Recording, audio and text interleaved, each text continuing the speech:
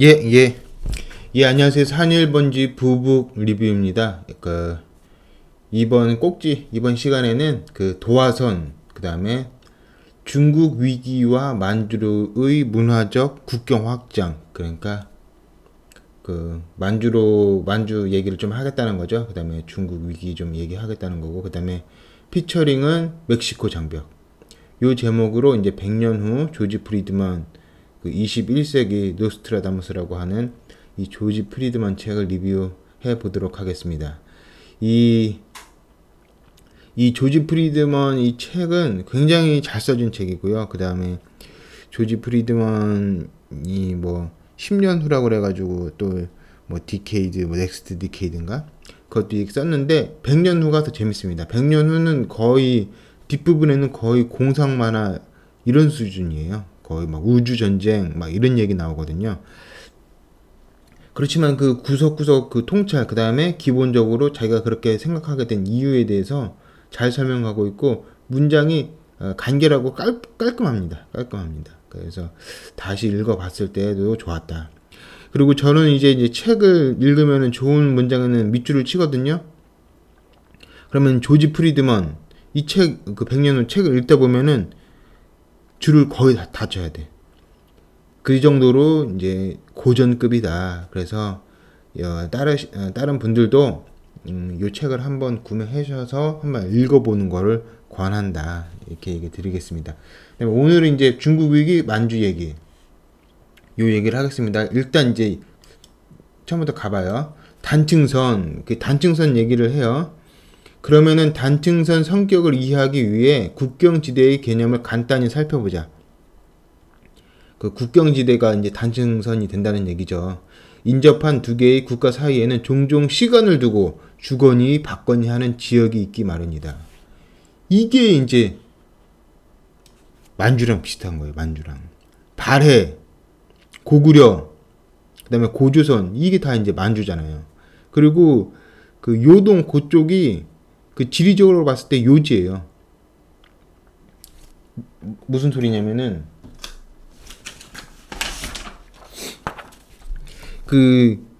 이제 이스라엘 민족이 이제 지중해가 이렇게 쭉 있잖아요. 지중해가 뭐라 해야 될까? 부등호, 왼쪽으로 열린 부등호 모양으로 이렇게 있잖아요.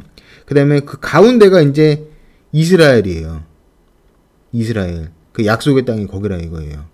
그럼 한국은 어떻게 생겼냐? 황해가 이렇게 쭉 있잖아요. 왼쪽은 중국, 오른쪽은 한반도 이렇게 있잖아요.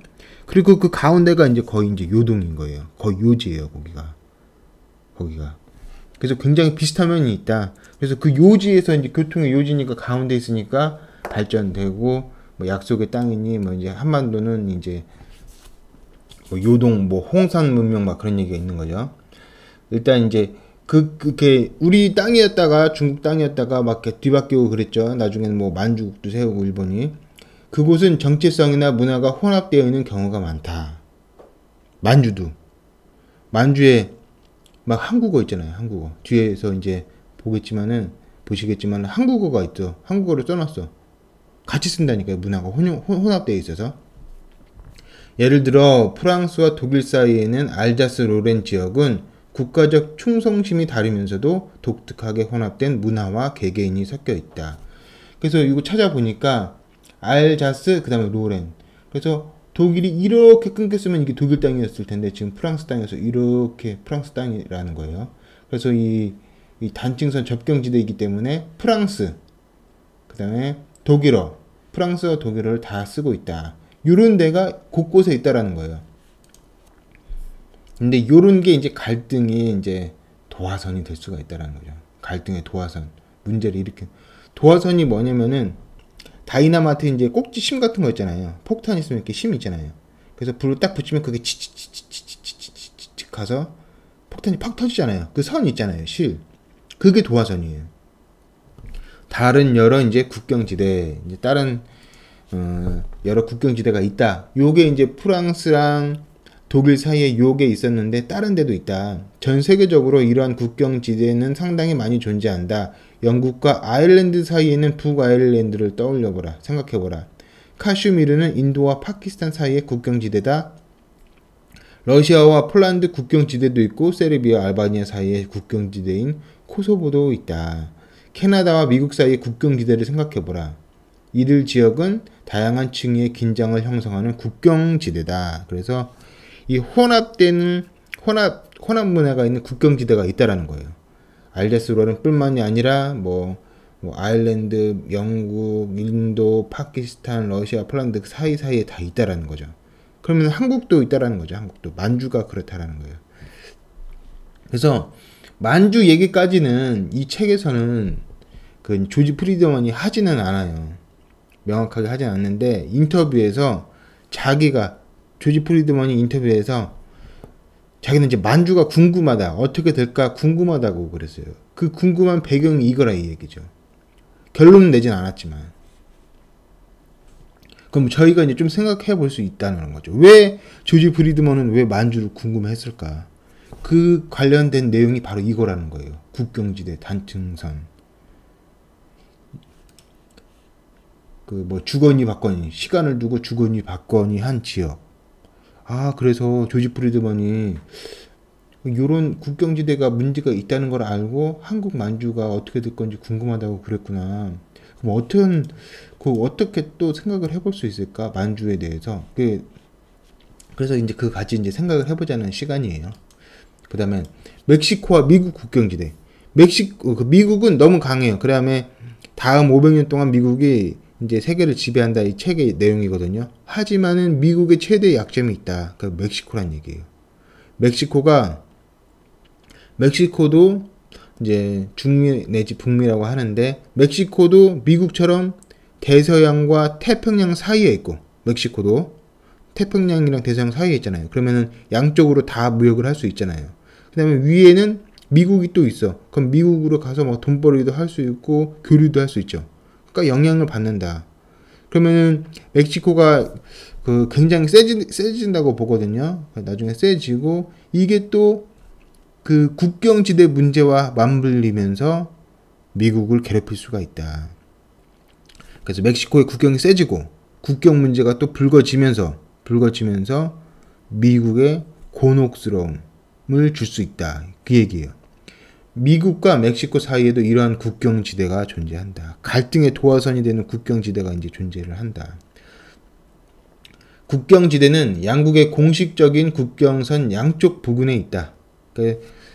정치적인 선제 그리고 그 사이로 그러니까 멕시코 국경 아래에는 미국인이 또 살고 있고 미국 국경에는 또 멕시코인들이 살고 있고 막 넘어다니고 그래서 선 근방에는 특수한 문화가 자리 잡는다. 알자스 로렌처럼 그 얘기예요.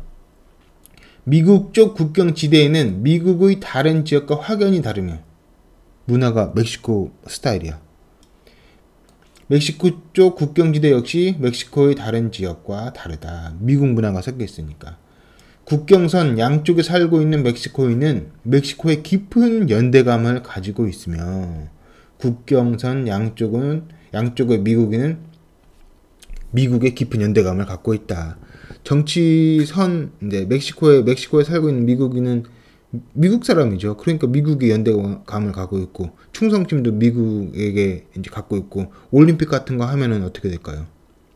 그럼 이제 미국이랑 멕시코랑 축구를 하면 미국을 응원하겠죠. 그러니까 멕시코도 마찬가지고.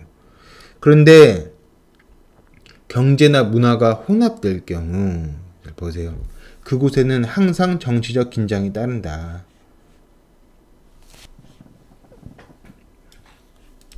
멕시코인은 끊임없이 국경지대로 가려 하거나 국경선을 넘으려고 하기 때문에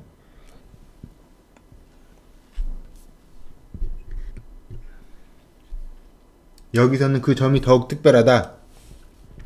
반대로 미국인은 남쪽 멕시코 쪽으로 가려고는 하지는 않는다. 그러니까 멕시코가 자꾸 담 넘는 거, 그거 이제 얘기하는 거예요. 그래서 트럼프 얘기를 하지 않을 수 없는 게 트럼프가 멕시코 장벽 얘기를 하잖아요. 이걸 읽었나 봐, 트럼프도. 이 책을 확실히 읽었나 봐. 관세도 그렇고 관세로 중국을 공격할 수 있다.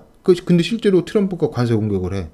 그리고 멕시코인들 국경 문제가 불거질 수 있다. 그러니까 멕시코 사이에 장벽 설치하겠다고 해. 읽었나 봐, 트럼프가. 그런 면에서 다시 한번 얘기 드리지만 시나리오는 다 이제 학자들이 있는 거야.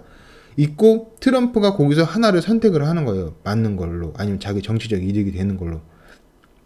그러니까 일단 논리적으로 뭔가 돼야 돼.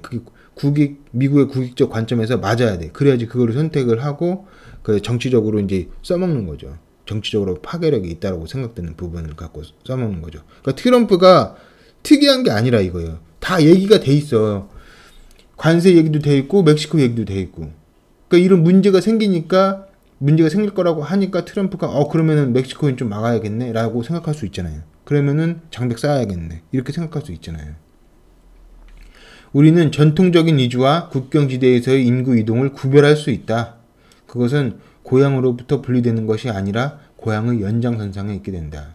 그래서 그 멕시코인이 이제 미국으로 갔어요. 그 다음에 시카고로 갔어요. 그러면은 멕시코랑 멀리 떨어져 있기 때문에 보통의 이민자들처럼 생활한다는 거예요. 난 떨어져 있으니까 그냥 여기 맞춰서 여기 동화돼서 살아야지 하는데, 국경지대 멕시코인, 뭐 뉴멕시코, 막 애리조나 이런 데 있는 애들은 나 그냥 뭐 좀 멀리 나온 걸 뿐이지, 나 여기도 거의 이제 멕시코 땅이었잖아 옛날에, 뭐 이런 식으로 생각한다는 거예요.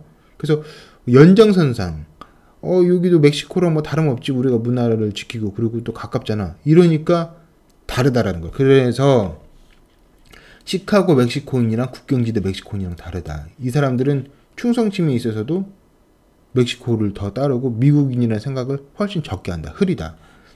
국경선은 경계선일 뿐 문화적, 경제적 경계선은 아니다. 이주자들은 고향으로부터 그리고 멀리 떨어지지 않기 때문에 그들의 충성심은 복잡하고 가변적이다. 그러니까 막 좀 섞여 있다는 거예요. 미국으로 왔지만은 나는 또 미국인이기도 하지만은 또 나는 멕시코인이야 라는 생각을 국경지대 사람들은 훨씬 강하게 한다. 또 그 이제 멕시코 국경지대는 옛날에 멕시코 땅이었잖아요. 그러니까 훨씬 더 이거는 뭐 이제 미국이 뭐 점령한 거지 뭐 이런 식으로 생각할 가능성이 높다라는 거예요. 그리고 인구가 더 증가하고 있고 또 멕시코에서 담장 넘어서 장벽을 넘어서 막 인구가 유입되고 있고, 이 문제가 이제 있다라는 거예요. 그래서 미국에 거의 문제가 없는데 이 문제를 제일 크게 봐요, 조지 프리드만이.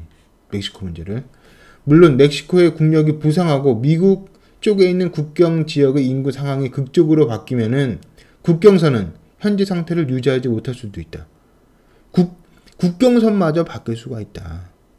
국경선마저. 그래서 이제 멕시코 얘기를 이렇게 하게 됐는데, 멕시코도 유리한 게 아메리카처럼 이쪽 대서양으로 이제 교류할 수도 있고 이제 태평양으로도 교류를 할 수 있다. 그래서 환경 자체는 좋다라고 할 수 있어요. 하지만은 이제 아메리카는 이제 곡물도 많이 나고 땅이 더 넓고 그런 게 있죠. 근데 다른 거랑 다르다는 거예요. 보세요. 일본이랑 싸울 때는 바다를 건너서 싸우고, 소련과 싸울 때도 바다를 건너서 싸우지만은, 독일과도, 멕시코랑 싸울 때는 육군, 땅을 접하고 있기 때문에 육군으로 싸워야 된다 이거예요.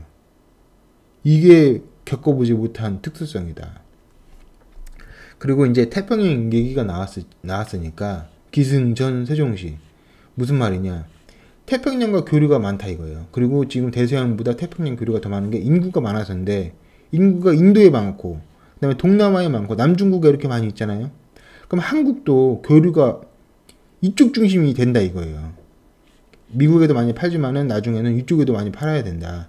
그러면은 한국의 지리적인 중심이 서울이지만은 서울에서 좀 아래 남쪽으로 세종시 쪽으로 갈 수밖에 없다. 지리적 중심은 서울이지만은 기능적 중심은 이제 세종시다. 왜냐면은 여기 인구가 많이 있으니까. 여기가 인구가 많이 있으니까. 그래서 점점 남할 생각을 많이 하게 된다. 남쪽으로 갈 생각을 많이 기울이게 된다. 일본도 예전에는 이 아시아랑 교류했을 때는 교토가 이제 이쪽에 있잖아요. 서쪽에 있잖아요. 그렇지만은 미국이랑 뭐 타라입 가면서 서양 받아들일 때는 도쿄로 또 옮겼잖아요. 그렇게 기능적인 중심 수도는 옮길 수가 있다. 그래서 한국도 세종시 무시하면 안 된다. 주시해야 된다. 투자 입장에서 그거는 말씀드리고요. 그 다음에 멕시코 이민자의 특수성. 21세기 후반기에 미국은 기본적인 약점을 드러내게 되는데, 그것은 미국이 200년간 당해보지 않은 일이다. 이 얘기를 하고 있습니다. 그러니까 미국이 처음 겪는다 이거예요. 아, 다 바다 건너서 바다만 이렇게 어떻게 하면 됐었는데 멕시코 이거는 특수하네. 막 인구도 막 넘어오고 얘네들 문제 일으키고. 근데 이게 2080년 얘기예요. 100년 후기 때문에 100년을 쭉 내다봐요. 그렇기 때문에 먼 이야기이지만은 그래도 그게 잠재성이 있고 그 부분에 있어서 지금도 역할을 하고 있는 부분이 있기 때문에 고려를 해야 된다. 그 이민자 집단은 이전의 이민자와 흡사하게 행동하지만은 멕시코는 다르다. 그래서 그 인구 문제 때문에 미국이 그 이민자를 많이 받아들이는데 멕시코는 다르다. 그 이유는 문화나 기질과 무관하고 오히려 지리적인 위치와 관련이 있다. 멕시코는 미국과 매우 가깝기 때문에 멕시코인은 고국과의 사회적, 경제적 연결고리를 유지할 수 있다. 이런 부분이 이제 저희가 만주를 생각할 때 또 함께 생각해야 될 부분이에요. 그래서 비슷한 부분이 있다. 같은 접경지대잖아요. 만주도 접경지대고, 만주도 뭐 연변 조선족 자치구 접경지대고, 멕시코 그쪽도 이제 접경지대니까 같이 한번 생각해 볼 부분이 있다라는 거예요. 그 접경지대는 항상 갈등의 도화선이 될 수 있다. 그리고 자기가 어디를 소속감으로 갖고 있는지, 멕시코인들은 자기를 이제 이주민들은 멕시코를 자기를 생각할 거 아니에요. 멕시코인이라고. 고국이 가까이 있다는 것은 특별한 역동성을 창출한다. 그러면은 이제 조선족 자치구에 있는 이제 그 조선족 한국 사람들은 자기를 어떻게 생각하냐 이거예요. 가변적이겠죠. 어쩔 때는 중국이라고 하고 또 어쩔 때는 또 한국 사람들이 뭐라고 하는 것 같으니까 난 중국 사람이야 이런 식으로 얘기를 하지만은 한국말을 쓰고 또 어떤 의미에서는 한국어도 잘 되니까는 또 한국이 최저임금도 올랐으니까 돈벌이도 여기가 훨씬 더 잘 되니까 여기가 더 좋은 것 같기도 하고 막 가변적이라 이 얘기예요. 하지만 그게 출렁이게 만들 수가 있다. 출렁이게 만들 수 있다. 역동성을 창출한다. 그 부분에 대해서 우리들도 이제 인지를 하고 있어야죠. 명확히. 더구나 멕시코 이민자 중 일부는 집단 이주가 아니라 그저 두 나라 국경지대로 이동했을 뿐이다. 이 지대는 국경이 안정적일 때 두 문화가 서로 섞이는 프랑스, 독일 사이의 알자스-노렌 지역과 같다. 그래서 히스패닉, 멕시코 사람들이 여기 이렇게 미국 땅인데도 이렇게 많이 살고 있는 거예요. 60% 이상인 데도 있어. 30%에서 60% 있고. 이게 많이 살고 있는 거야. 그리고 이 땅은 옛날에 멕시코 땅이야. 이 문제가 복잡해진다 이거예요. 미국 입장에서도. 미국의 그 강력하고 그 경제력도 탄탄한 나라에서도 이게 문제라 이거예요. 그래서 멕시코의 문화적 국경은 북쪽으로 이동을 하게 된다. 그럼 이거를 빨간색으로. 그래서 이제 이 프리드먼 얘기는 문화적 국경이 이쪽으로 옮겨간다는 거예요. 지금 정치 국경은 이건데 문화적 국경이 일로 간다라는 거예요. 그러면은 이 조선족 생각을 해보자 이거예요. 이 문화적 국경을 확장하기 위해서 조선족을 어떻게 해야 되냐 이거예요. 조선족을 잘 해줘야죠. 어떻게 보면 특파원이야 이게 특파원. 정체성을 조선족이 우리를 더 가깝게 생각을 하면은 우리 입장에서는 이 사람들이 멕시코인이 되는 거야. 미국으로 보내는. 그죠? 이걸 응용을 해보자라는 거예요. 해보자. 교회 같은 것도 뭐 이제 거기 가서 뭐 교회 세우시는 분 선교사들도 있고 그분들이 있는데 돈을 아껴야지 여기 더 잘 지원을 해주지. 그래서 조선족들이 영향력이 더 세지고 하기도 하죠. 그래서 무조건 뭐 생각 없이 무조건 뭐 교회 뭐 다 나쁘다 뭐 이런 식으로 가면 안 된다 이거예요. 조선족도 뭐 다 나쁘다 이렇게 가면 안 된다. 이 사람들을 이용해가지고 활용을 해가지고 국경이 어떻게 막 문화적 국경이 뭐 어떻게 된다네 뭐 음식 출렁이게 할 수 있다네 그런 생각을 가져야 된다. 이 부분도 단순하게 반응하면 안 되고 생각을 해볼 부분이다 이렇게 말씀드리고요. 이제 트럼프는 이제 이 조지 프리드먼을 읽었을 거예요. 읽었고 이 프리드먼 생각에 따라서 저번에 관세 폭격 중국에 대한 관세 폭격도 하고 있는 것으로 보이고 그다음에 이 이 장성도 미리미리 문제가 되기 전에 빨리 만들자 이렇게 얘기했을 거예요. 그리고 이게 자기의 정치적인 이익에 이제 부합한다 이렇게 얘기하면 사람들이 좋아하겠지라고 생각할 거고, 나아가 이들은 지역 정치뿐 아니라 애리조나와 뉴멕시코의 전체의 정치, 그리고 캘리포니아와 텍사스 정치 대부분을 좌우하게 된다. 그래서 멕시코인이 이렇게 많아지면은 이 조지 프리드만 얘기는 뭐냐면은 여기에서 대표를 이제 선출을 하는 거예요. 만약 A 멕시코 사람을 대표로 선출해서 봐. 인구가 멕시코가 많으니까 선출했어. 그리고 이 사람을 또 멕시코 나라에서 또 이 사람을 또 대표로 선출을 해버리는 거예요. 그래서 한 동일 인물이 미국에서도 대표를 하고, 미국 이 지역에서도 대표를 하고, 또 멕시코에서도 대표를 하고, 그런 상황이 발생할 수도 있다 이거예요. 그러면 한국을 적용해보자 이거예요. 한국의 어떤 조선족이 그 중국 거기서도 어떤 대표가 되고, 한국에서도 어떤 대표가 되고, 그럴 수도 있죠.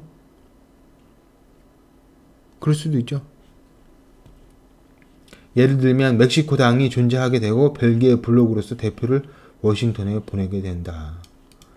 이렇게 이제 또 멕시코 당이 미국에 생겨버린다 이거예요. 그거는 멕시칸을 대변하는 당, 멕시코를 대변하는 당. 인구가 많이 넘어오니까. 그래서 이 문화적 국경이 점점 북쪽으로 가고. 그래서 그 만주에 대해서 조지 프리드먼이 명확하게 뭐 어떻게 된다, 만주가 한국 땅이 된다, 뭐 이런 건 없어요. 그렇게 한 적은 없지만은 궁금하다라는 거예요. 자기도. 왜냐? 이게 접경지대니까.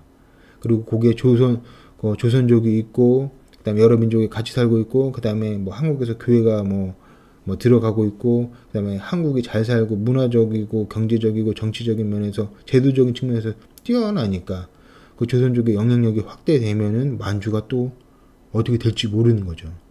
그죠? 그래서 그 부분을 충분히 생각을 해볼 수가 있어요. 더 저희들이 이제 고민을 해 봅시다. 그래서 여기는 이제 연길 서역이라고 써 있어. 연면 조선족 자치구 이쪽이라는데 중국인데 한국말을 같이 쓴다니까요. 그러니까 문화가 융합된다. 프랑스어랑 독일어랑 같이 쓴다. 그거랑 마찬가지라는 거예요. 이 갈등의 도화선이 될 수 있다. 그래서 제목에 도화선이 들어가요. 오늘 꼭지. 미국의 의원 선거는 2090년에 진행되며 미국에 있는 멕시코인은 미국과 멕시코의 양쪽을 위해 선거를 하게 된다. 동일 인물이 양국의 의원으로 선출될 수도 있다. 이로 인해 미국은 어떠한 대책도 없이 수세에 몰리고 만다. 이게 미국의 가장 큰 문제. 거의 유일한 거의 문제라고 봐요. 다른 건 다 쉬운데 요 문제, 멕시코 문제, 이거에 대해서 엄청 고생을 하게 된다. 그래서 뭐 나중에는 뭐 군사적 충돌이 있을 수도 있다고 해요. 그래서 미국이 이긴다고 해요. 미국이 이기지만은 고생을 한다. 그래도 이제 멕시코가 그래도 멕시코에게는 한 가지 엄청난 이점이 있다. 만약 미국이 멕시코를 공격하면 미국이 내부적으로 불안정을 안게 된다는 점이다. 막 소요 사태 이런 게 날 수도 있고, 사람들이 자기가 멕시코인데 멕시코랑 싸우니까 막 기분이 안 좋은 거야. 그리고 미국에 멕시칸들이 많으니까 그게 더 껄끄러운 거야. 미국 사람들이 이제 멕시코 사람들 만나면, 미국인이 멕시코 사람들 만나면 또 불편한 거고. 그래서 만주와 그 미국과 멕시코의 접경지대를 비교해보자 이거예요. 그리고 미국과 멕시코가 이제 국경선 갖고 있고, 한국과 중국 국경선 이제 뭐 북한이 이제 있지만은 이제 갖는다고 보고, 이게 과거에는 멕시코 땅이었어요. 그리고 만주는 과거에 누구 땅이냐? 발해, 고구려. 그 다음에 청나라도 신라를 자기가 출신 신라라고 그래요.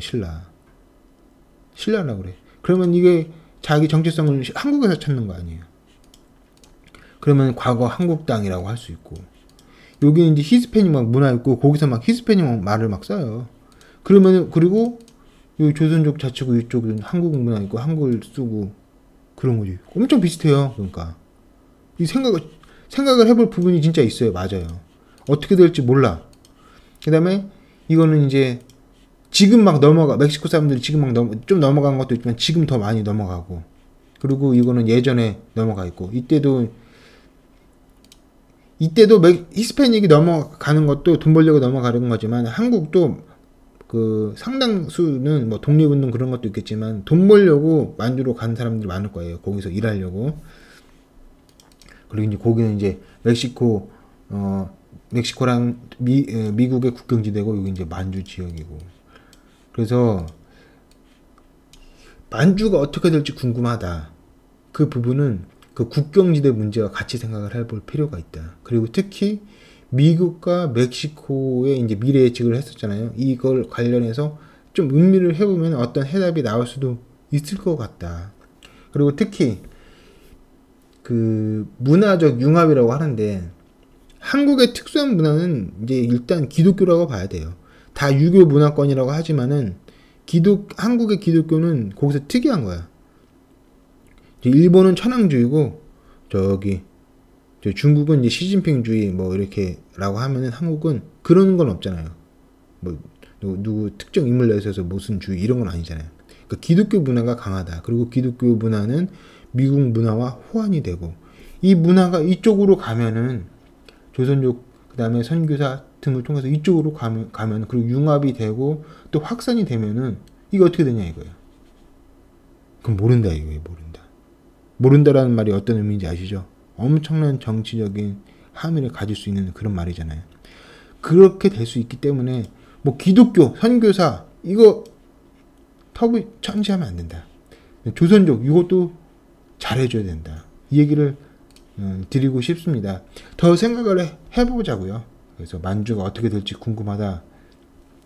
뭐 예측가 노스트라다무스라고 하는데 노스트라다무스라고 할 수 있는 조지 프리드먼도 궁금하다라고 했어요. 어떻게 된다라고 단정한 게 아니라 저희도 여기에 대해서 관심을 갖고 조선족 뭐 이제 그다음에 그 한국 문화 영역 요 부분에 대해서 우리의 문화적 국경 확장을 위해서 어떻게 해야 되나 이거를 좀 고민할 시간이 되었으면 좋겠다.